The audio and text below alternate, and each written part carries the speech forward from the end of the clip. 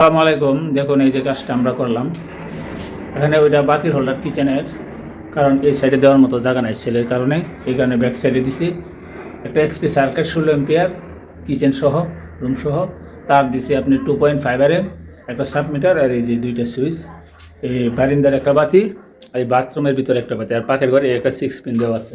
Line অবশ্য চালু করে দিছি, ঠিক আছে। আর রুমের ভিতরে কাজগুলো দেখেন, এই রুমের ভিতরে কাজ। এখানে আমরা এই সুইচ বোর্ডটার মধ্যে আপনার 7টা সুইচ দিছি, একটা দিছি ফিউজ, 3টা সুইচ, একটা রেগুলেটর, ডিমারও বলে, অনেকে রেগুলেটারও বলে, একটা 2 পিন সকেট, একটা ইন্ডিকেটর এই। আর এই পাশে দেখেন একটা 6 পিন সকেট। আমি এখানে 3টা রুমের ওয়ারিং করলাম, প্রত্যেকটা রুমে আপনাদেরকে ঘুরিয়ে দেখাবো ইনশাল্লাহ। এই দেখেন চ্যানেল ফিটিং, চ্যানেলটা কাজ করছি। সব ধরনের কাজই করতে হয় কাজের ক্ষেত্রে।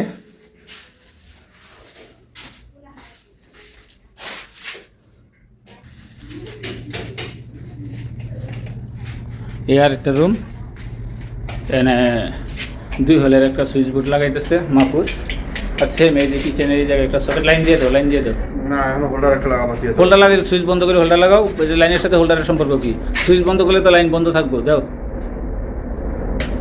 সেম একই সিস্টেমে করা দেখেন, একটা এসপি সার্কিট, একটা সাবমিটার, নিচে 2 হোল একটা বোর্ড, উপরে একটা হোল্ডার, এ পাশে এই যে বাথরুম একটা বোর্ড। সব প্রত্যেকটা কাজই আমরা একই সিস্টেমে করছি।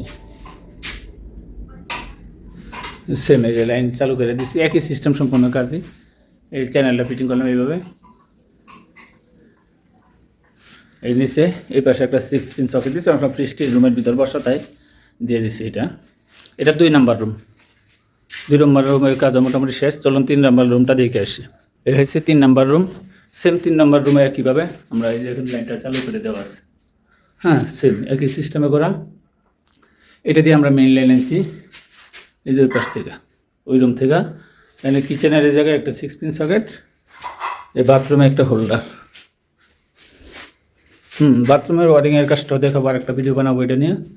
এই সে বারিন্দার লাইন, এই রুমের ভিতরে 3 নাম্বার রুমের কাজও সেম একই কোয়ালিটির কাজ সব। এই 6 পিন সকেট,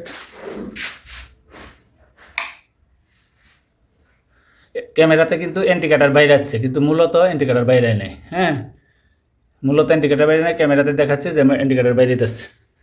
এই সে কাজ দেখেন, এই ইন্ডিকেটর তো লাভ পাচ্ছে, মূলত লাভ পারে না, কিন্তু মোবাইল ক্যামেরাতে এরকম দেখাচ্ছে।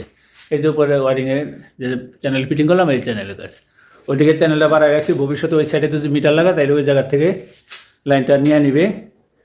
এই পাশে একটা 2টা হোল্ডার পাশাপাশি 6 সাইড বোর্ড দিয়ে লাগাই দিস, ঠিক আছে। অবশ্যই বন্ধুরা বলবেন কাজটা কেমন হলো।